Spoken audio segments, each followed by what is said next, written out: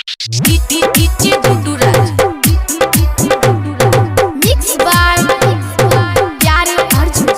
हेगे बढ़िया से नचने ते फट जाए तो चोली खगरिया के छौरा चले दे तो गोली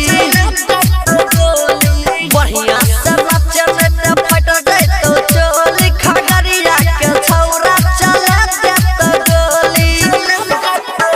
हेगे यादव के पावर देखे दे तो जखनी यादव के पावर देखे दे तो जखनी मुहवा से गुम हो जैतो गे बोली बढ़िया से नचने ते फट जैतो चोली खगरिया के छौरा चले दे तो गोली बढ़िया से नचने ते फट जैतो चोली खगरिया के छौरा चले दे तो गोली। PSP recording studio Bihar DJ Guddu राज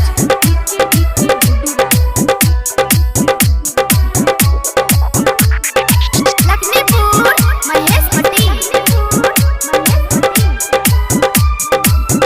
हेगे मैथिली गाना पर हिलावे कमरिया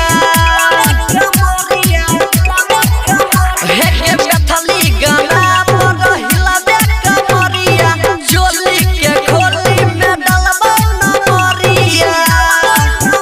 हेगे पर्दा के पीछे बोला के जलेबो पर्दा के पीछे बोला के जलेबो बाजा पूरा गे कपड़ा के खोली बढ़िया से नचने ते फट जाए तो चोली खगरिया के छौरा चले दे तो गोली बढ़िया से नचने ते फट जाए तो चोली खगरिया के छौरा चले दे तो गोली। Mix by Pyare Arjun DJ Guddu Raj